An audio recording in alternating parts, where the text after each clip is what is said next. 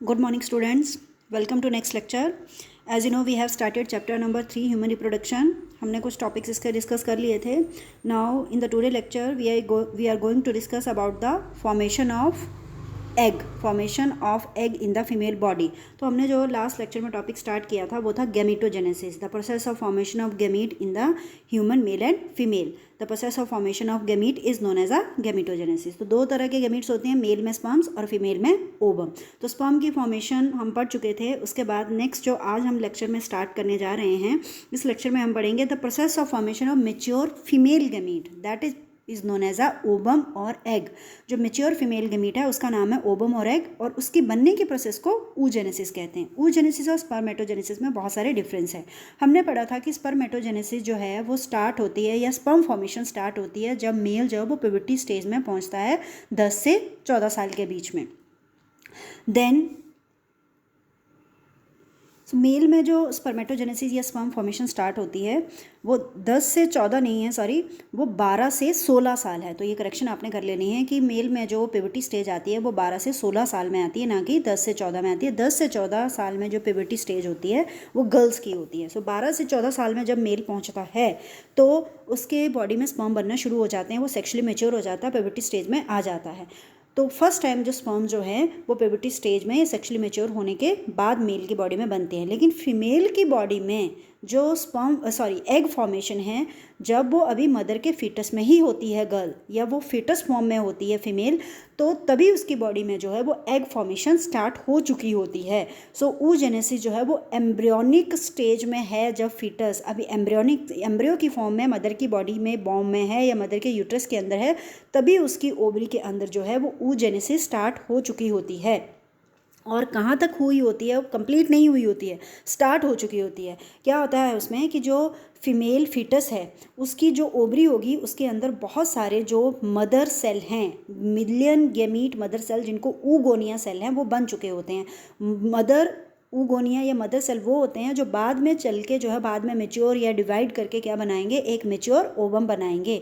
तो अभी जब वो फीटस स्टेज में ही है तो उसकी ओवरी में बहुत सारे millions of mother oogonia cell बन चुके होते हैं. उसके बाद अभी फीटस स्टेज में रहने पर ही oogonia सेल बन गए, और oogonia सेल में फर्स्ट मियोटिक डिवीज़न क्या हाफ स्टेज भी हो चुकी होती है.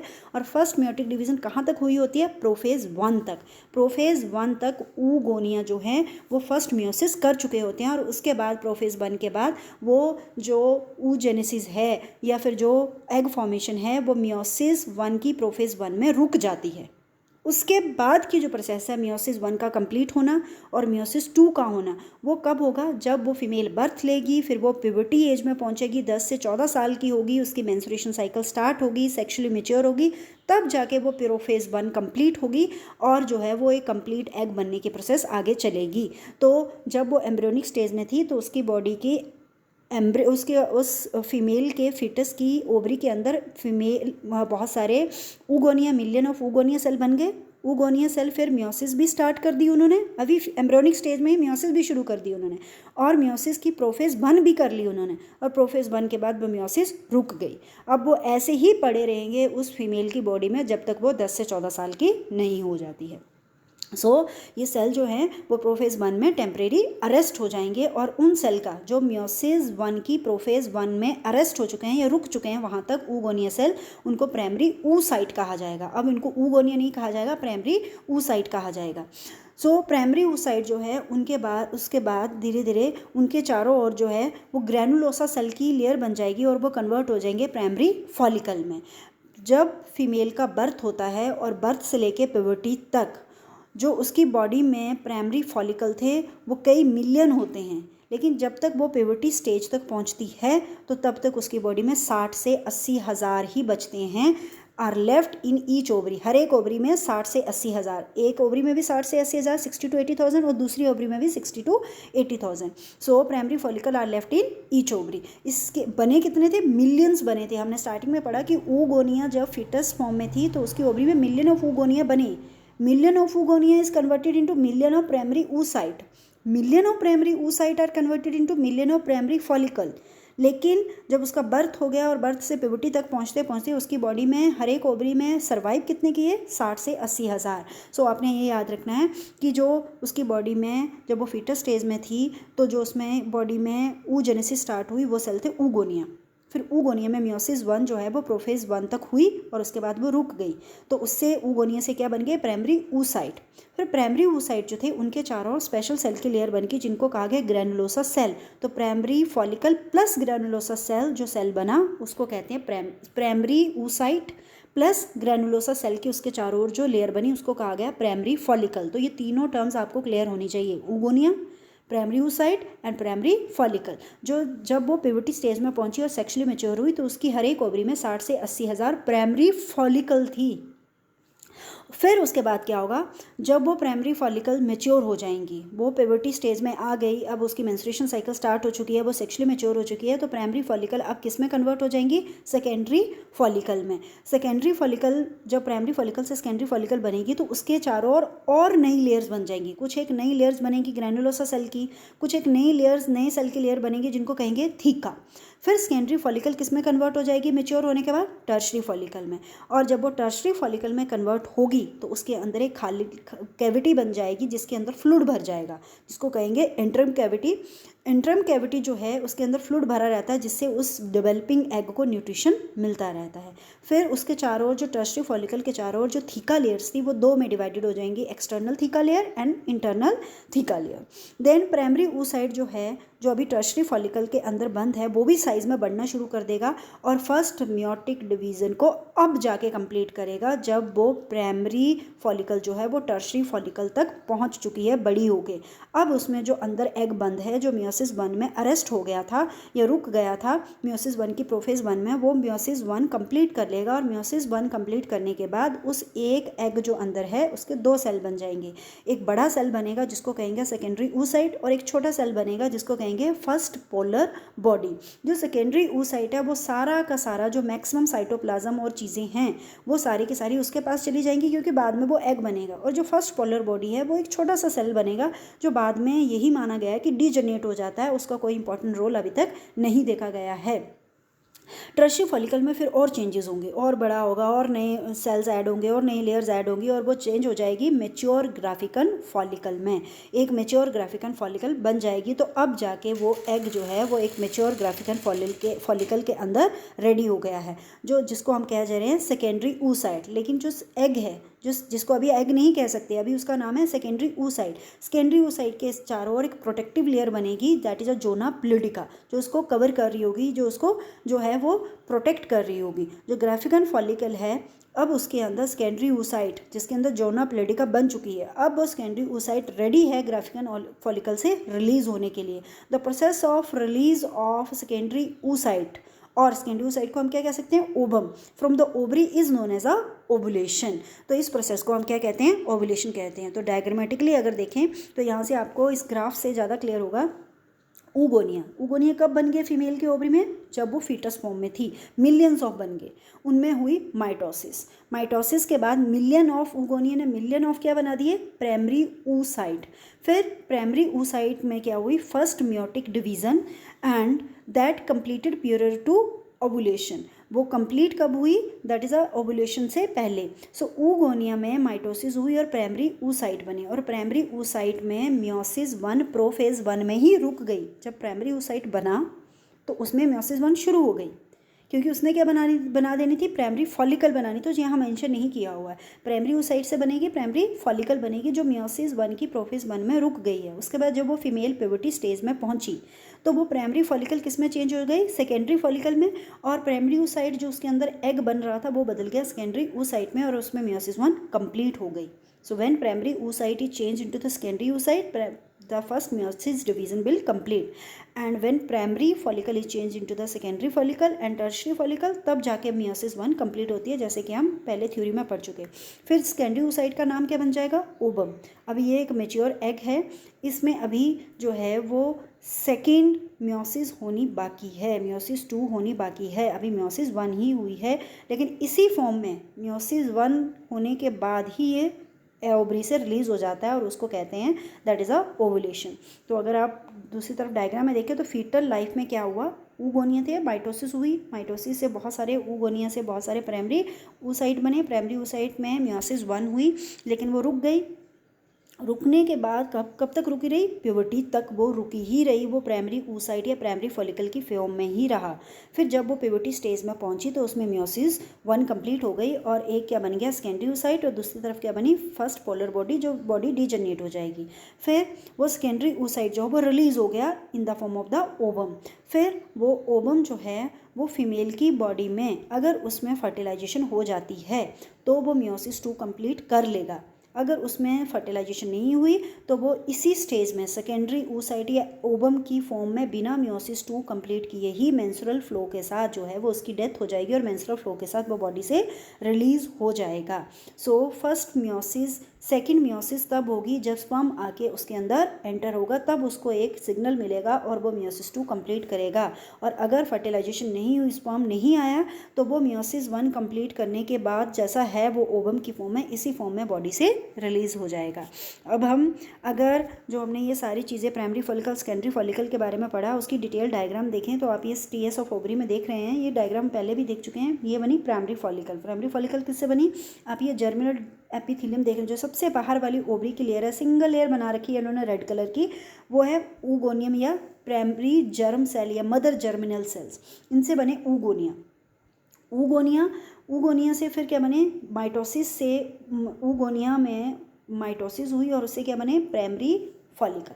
प्राइमरी फॉलिकल के चारों ओर फिर उसके बाद उनके चारों ओर कुछ एक प्रोटेक्टिव लेयर बन गई और प्राइमरी फॉलिकल फिर धीरे धीरे किस में चेंज हो गया, सेकेंडरी फॉलिकल, सेकेंडरी फॉलिकल से टर्शियरी फॉलिकल, टर्शियरी फॉलिकल से एक मैच्योर ग्राफिकन फॉलिकल और मैच्योर ग्राफिकन फॉलिकल से एग रिलीज हो गया। तो इस तरह ये चेंजेस होते हैं जो आप डायग्राम में देख रहे हैं। प्राइमरी फॉलिकल छोटा है, उसके अंदर कुछ है कि प्रोटेक्टिव, उसके चारों ओर कुछ है कि प्रोटेक्टिव लेयर है और सेंटर में एग है जिसको कहते हैं प्राइमरी oocyte। प्राइमरी फॉलिकल के अंदर जो एग बंद है उसको प्राइमरी oocyte कहेंगे। फिर ये सेकेंडरी फॉलिकल बन गई, उसमें भी जो एग बंद है उसको भी प्राइमरी oocyte कहेंगे। टर्शियरी फॉलिकल बन गई, फिर उसके अंदर जो एग है, इसके अंदर जो है वो सेकेंड मियोसिस 1 कंप्लीट हो चुकी है तो इसके अंदर जो एग है उसको सेकेंडरी oocyte कहेंगे क्योंकि मियोसिस 1 कंप्लीट हो गई। जब मियोसिस 1 कंप्लीट हो जाती है टर्शियरी फॉलिकल में तो वो सेकेंडरी oocyte बन जाता है। फिर टर्शियरी फॉलिकल और ज़्यादा मैच्योर हुई, बड़ी हुई और बन गई ग्राफिकन फॉलिकल और तब जाके उससे एग रिलीज़ हो गया, ओवम रिलीज़ हो गया। और जो ओवम रिलीज़ होने के बाद जो खाली ग्राफिकन फॉलिकल बच जाती है उसका एक जो है वो ग्लैंड बन जाता है, that is a corpus luteum, जो प्रोजेस्टेरोन हार्मोन स्क्रीट करता है। इसके बारे में हम पहले डिस्कस कर चुके हैं। तो एक मैच्योर ग्राफिकन फॉलिकल का अगर डायग्राम देखें हम तो इस तरह का होता है। हमने पढ़ा कि उसके चारों ओर जो प्रोटेक्टिव लेयर होती हैं दैट इज़ दो होती हैं, theca externa and theca interna, आप डायग्राम में देख रहे हैं। देन उसके बाद थीका एक्सटर्ना और थीका इंटरना के नीचे क्या होती है, बेसमेंट लेयर होती है जो प्रोटेक्टिव लेयर को जो अंदर सेकेंडरी oocyte है उससे अलग कर रही है, क्योंकि ये बाहर की लेयर जो है ये बाद में बनी है, ये बाहर से बनी है, अंदर से नहीं बनी, ये बाहर से बनी है। सो इनके नीचे क्या है, बेसमेंट मेम्ब्रेन ने उनको बाहर की तरफ से बनाया, नीचे से नहीं आई ये सेल, बेसमेंट मेम्ब्रेन बनी और उसने फिर थीका एक्सटर्ना और इंटरना को बनाया for the protection of the secondary oocyte। फिर उसके अंदर एक ग्रैनुलोसा सेल तभी बन गए थे जब प्राइमरी फॉलिकल बनी थी। जब oogonia से प्राइमरी फॉलिकल बनी थी तो उसके चारों ओर जो प्रोटेक्टिव सेल बन गए थे, जैसा कि आप इस डायग्राम में देख रहे हैं, प्राइमरी फॉलिकल के चारों ओर ग्रैनुलोसा सेल बन चुके हैं। तो ग्रैनुलोसा सेल उसके चारों ओर बन गए थे लेकिन तब कम थे, अब ये इनकी लेयरिंग बढ़ गई है, 3 से 4 लेयर के ग्रैनुलोसा सेल हो गए जो प्रोटेक्टिव हैं, साथ में न्यूट्रिशन प्रोवाइड करवा रहे हैं डेवलपिंग एग को। देन नेक्स्ट है, उसके बाद है एट्रम कैविटी। इसके अंदर लिक्विड फॉलिकल्स हैं या नरिशमेंट है या फॉलिकल्स हैं जो धीरे धीरे जो है वो ग्रैनुलोसा सेल जो है वो उसमें डालते रहते हैं और नरिशमेंट भी आती रहती है और साथ में नए सेल जो है वो ग्रैनुलोसा सेल की तरफ या ग्रैनुलोसा लेयर की तरफ जाते भी रहते हैं। देन जो एग है उसके चारों ओर जो प्रोटेक्टिव लेयर है अगर उसको देखें तो कोरोना रेडिएटा सेल है पहले, फिर उसके बाद जोना प्लूडिका लेयर है, उसके बाद प्री बेटलाइन मेम्ब्रेन है, देन oocyte है। तो ये सारी की सारी जो सेकेंडरी oocyte की प्रोटेक्टिव लेयर्स हैं, कोरोना रेडिएटा सबसे पहले जो 2 to 3 लेयर हैं, देन प्री बेटलाइन मेम्ब्रेन जो सिंगल लेयर है, then zona pellucida and then perivitelline. पहले कोरोना रेडिएटा आता है, फिर जोना प्लूडिका आता है, फिर प्री बेटलाइन। तो ये एक मैच्योर एग या ओवम के चारों ओर की प्रोटेक्टिव लेयर हैं 3, और सेंटर में बिल्कुल क्या है, oocyte, इसको कहेंगे सेकेंडरी oocyte, क्योंकि प्राइमरी oocyte की म्योसिस 1 कंप्लीट होने के बाद सेकेंडरी oocyte बन चुका है। ये पोलर बॉडी नहीं दिखा रखी क्योंकि पोलर बॉडी बाद में डीजनरेट हो जाती है। जो ये एग होता है या ओवम होता है या oocyte होता है, इसके चारों ओर जो एट्रम की कैविटी है वो तो बनी हुई है, लेकिन एक साइड पर ये ग्रैनुलोसा सेल से जुड़ा हुआ होता है with the help of the special cell that are known as a cumulus oophorous cell. Pink colour के सेल दिखा रखे हैं। इन सेल की हेल्प से ये एक साइड ग्रैनुलोसा सेल से जुड़ा हुआ है। उस जुड़ाव को या उस अटैचमेंट को कहा जाता है हिलॉक, लेबल किया हुआ है यहाँ पे, दैट इज़ हिलॉक। और जो कॉर्नर रेडिएटर के बाहर सेल है जो oocyte को प्रोटेक्ट कर रहे हैं, that are known as a cumulus oophorous। Cumulus oophorous कहा जाता है उनको। आपने एक मैच्योर ग्राफिकन फॉलिकल का स्ट्रक्चर देखा जिसमें सेकेंडरी oocyte के चारों ओर जो प्रोटेक्टिव लेयर थी वो सारी हमने डिस्कस की। इसमें इस टीएस डायग्राम में जो ओवरी का टीएस डायग्राम है, इसमें सारी स्टेजेस इन्होंने एकदम से क्लियर बता रखी हैं कि प्राइमरी फॉलिकल, सेकेंडरी, टर्शरी, फिर mature Graafian follicle and then corpus luteum. इस तरह से इसके अंदर ओवरी के अंदर ये डेवलपमेंट होती है एग की। नेक्स्ट है कि स्पर्मेटोजेनेसिस और oogenesis में बहुत सारे डिफरेंस है, तो वो डिफरेंस हम डिस्कस कर लेते हैं।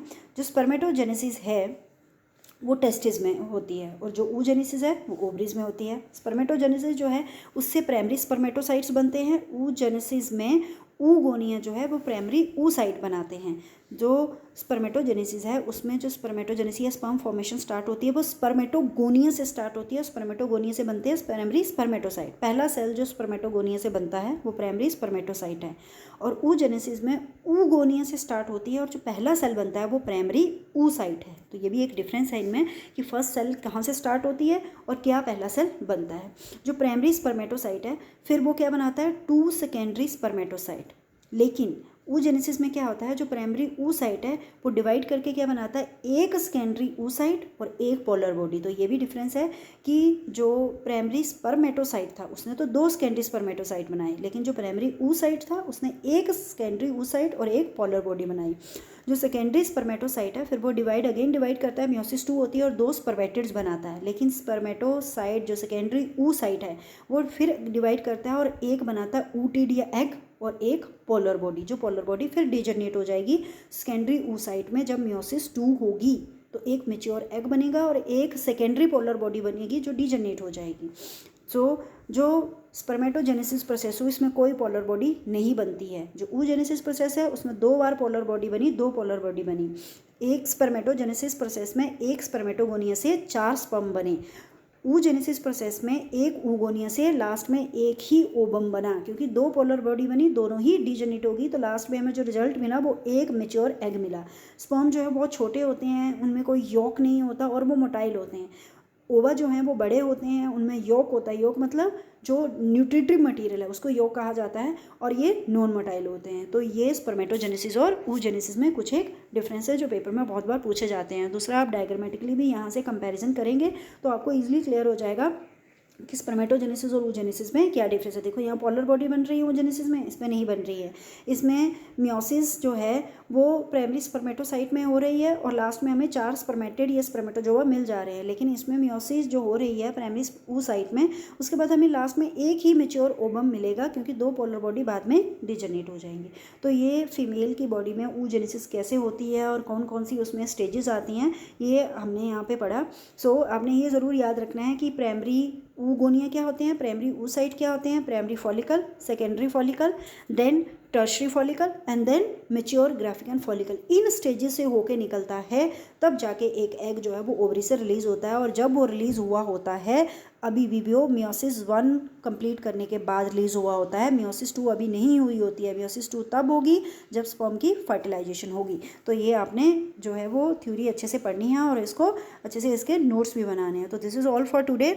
नेक्स्ट टॉपिक में हम मेंस्ट्रुएशन साइकिल जो फीमेल की बॉडी में होती है वो डिस्कस कर लेंगे। एक टॉपिक जो है वो अभी छूट गया, वो हम एक बार डिस्कस कर लेते हैं, that is a hormonal balance और hormonal control in the body of the female. कि कैसे ये एग फॉर्मेशन प्यूबर्टी स्टेज में स्टार्ट होगी। क्या हुआ कि जब फीमेल प्यूबर्टी स्टेज में पहुंची तो उसके हाइपोथैलेमस से एक हार्मोन निकलना शुरू हो गया, that is a gonadotropin releasing hormone, जो हमने मेल की बॉडी में भी पढ़ा था। सेम होता है ये दोनों में हार्मोन। फिर ये हार्मोन गया इंटीरियर पिट्यूटरी ग्लैंड के पास। इंटीरियर पिट्यूटरी ग्लैंड ने कहा, इंटीरियर पिट्यूटरी ग्लैंड ने रिलीज़ किए 2 hormone, luteinising and follicle stimulating hormone. Same ये मेल की बॉडी में भी ऐसा ही चल रहा था, पढ़ चुके हैं हम इसके बारे में। सो एंटीरियर पिट्यूटरी ग्लैंड से ये 2 हार्मोन निकले, ये गए ओवरी के पास और इन्होंने ओवरी के जो सेल थे, जो प्राइमरी फॉलिकल के सेल थे, ग्रेनुलोसा सेल्स, उनको कहा कि वो जो है वो एस्ट्रोजन स्क्रीट करें, और जो कॉर्पस ल्यूटियम था वो स्क्रीट करता है प्रोजेस्टेरोन अगर फर्टिलाइजेशन हुई है, अगर प्रेगनेंसी हुई है। अदरवाइज प्रोजेस्टेरोन बहुत कम रिलीज़ होता है। जो दूसरे सेल है, ग्रेनुलोसा के सेल है या फिर जो प्राइमरी oocyte के चारों ओर दूसरे सेल है, वो थोड़ा बहुत प्रोजेस्टेरोन स्क्रीट करते हैं, लेकिन एस्ट्रोजन हार्मोन जो है वो रिलीज़ होना ओवरी से शुरू हो जाता है। सो ओवरी के अंदर जो ये सेल थे वो एस्ट्रोजन हार्मोन स्क्रीट करते हैं, और एस्ट्रोजन हार्मोन का लेवल बड़ा रहता है जब तक फर्टिलाइजेशन की पीरियड आता है, ओवुलेशन का पीरियड आता है। जब एग रिलीज़ हो गया तो उसके बाद एस्ट्रोजन का लेवल डाउन हो जाता है। उसके बाद जो है वो उसका लेवल डाउन कैसे आता है, एस्ट्रोजन जो लेवल जब बहुत ज़्यादा बढ़ जाता है तो वो सिग्नल देता है हाइपोथैलेमस को। हाइपोथैलेमस GnRH कंट्रोल करना बंद कर देता है, रिलीज़ करना बंद कर देता है। फिर एंटीरियर पिट्यूटरी ग्लैंड तो फिर LH और FSH स्क्रीट करना बंद कर देता है, और फिर LH FSH की स्क्रीशन बंद हो जाती है तो ovary oestrogen and progesterone secretion करना बंद कर देती है। तो इस तरह से जो एस्ट्रोजन और प्रोजेस्टेरोन का लेवल डाउन हो जाता है। लेकिन जब ओवुलेशन पीरियड चल रहा होता है तब एस्ट्रोजन का लेवल बॉडी में ज़्यादा ही होना चाहिए, तभी एग रिलीज़ होगा, अदरवाइज रिलीज़ होगा ही नहीं। The level of oestrogen should be maximum in the body of the female during the ovulation period, और ओवुलेशन पीरियड आता है मेंस्ट्रुएशन साइकिल से फर्स्ट डे से काउंट करें तो 12 to 14 डेज़ पर, 12 से 14 दिन जब हो जाते हैं मेंस्ट्रुएशन साइकिल के पहले दिन से काउंट करें तो उस दिन पे ओवुलेशन पीरियड होता है। तो उस टाइम पे एस्ट्रोजन का लेवल मैक्सिमम होना चाहिए। तो तब क्या होता है कि जो बॉडी में एस्ट्रोजन है, जो फीमेल की बॉडी में ओवरी से थोड़ा थोड़ा एस्ट्रोजन पहले रिलीज़ हो रहा है, वो एस्ट्रोजन हाइपोथैलेमस के पास जाता है और कहता है कि और GnRH रिलीज़ करो। एंटीरियर पिट्यूटरी ग्लैंड के पास GnRH एंटीरियर पिट्यूटरी ग्लैंड के पास जाता है, उसको कहता है कि LH FSH और रिलीज़ करे। LH FSH ओवरी के पास जाते हैं और उसको कहते हैं कि और एस्ट्रोजन रिलीज़ करे। तो एस्ट्रोजन का लेवल बढ़ना शुरू हो जाता है, और कब तक बढ़ता रहता है, 12 से 14 दिन तक। जब 12 और 14 डेज़ आता है मेंस्ट्रुएशन साइकिल के बाद, जो ओवुलेशन का डे होता है, उस टाइम पे एस्ट्रोजन का लेवल मैक्सिमम पहुंच जाता है। फिर ओवुलेशन हो जाती है, एग रिलीज़ हो जाता है। अब एस्ट्रोजन का लेवल बढ़ा हुआ नहीं होना चाहिए, अब धीरे धीरे एस्ट्रोजन का लेवल कम हो जाना चाहिए। तो एस्ट्रोजन का जो बढ़ा हुआ लेवल है वो सिग्नल किसको देता है, हाइपोथैलेमस को, और हाइपोथैलेमस अपने हार्मोन सिक्रीशन बंद कर देता है, एंटीरियर पिट्यूटरी ग्लैंड बंद कर देता है, तो ओवरी भी बंद कर देती है और एस्ट्रोजन का लेवल दोबारा डाउन आना शुरू हो जाता है। तो इस तरह से एक तरफ पॉजिटिव फीडबैक होता है। पॉजिटिव फीडबैक मतलब जो हार्मोन है वो अपने ही लेवल को बढ़ाने के लिए सिग्नल देता है, और फिर जब वो हार्मोन का लेवल बढ़ जाता है वो जितना चाहिए बॉडी में, तो उसके बाद ओवुलेशन हो जाती है, उसके बाद उसका लेवल कम हो जाना चाहिए। तो वही हार्मोन फिर से ग्लैंड्स को सिग्नल देता है कि अब उसका लेवल कम कर दो, उसकी सिक्रीशन कम कर दो। तो उसको कहते हैं नेगेटिव फीडबैक। एक तरफ हार्मोन अपनी सिक्रीशन को बढ़ाने के लिए बोल रहा है तो पॉजिटिव फीडबैक, और दूसरी तरफ अपनी सिक्रीशन को कम करने के लिए बोल रहा है तो वो नेगेटिव फीडबैक। इस तरह से फीमेल की बॉडी में जो है वो हार्मोनल कंट्रोल होता है, और फीमेल की बॉडी में जो है वो एग जो है वो रिलीज़ होते हैं और मेच्योर होते हैं under the effect of oestrogen and progesterone hormone. Formation नहीं होती है, फॉर्मेशन जो है वो ऑलरेडी जब वो फीटस स्टेज में था तभी उसकी ओवरी में हो चुकी है, फॉर्मेशन नहीं हो रही है नए एग की। सिर्फ जो एग प्राइमरी oocyte स्टेज में उनकी मेच्योरेशन और उनकी डिफ्रेंशिएशन करनी है तो वो एस्ट्रोजन और प्रोजेस्टेरोन करवाते हैं, उनकी फॉर्मेशन नहीं करवाते हैं। So this is the hormonal control in the body of the female, या हार्मोनल जो बैलेंस है या फिर एस्ट्रोजन और प्रोजेस्टेरोन है, कैसे फीमेल रिप्रोडक्टिव सिस्टम को कैसे इफेक्ट करते हैं, इसकी डिटेल हमने यहाँ पे पढ़ी। So this is all for today. अपने मेंस्ट्रुएशन साइकिल का एक बार रिवाइज करना है, नेक्स्ट टॉपिक हम ये डिस्कस करेंगे। So have a good day and keep studying.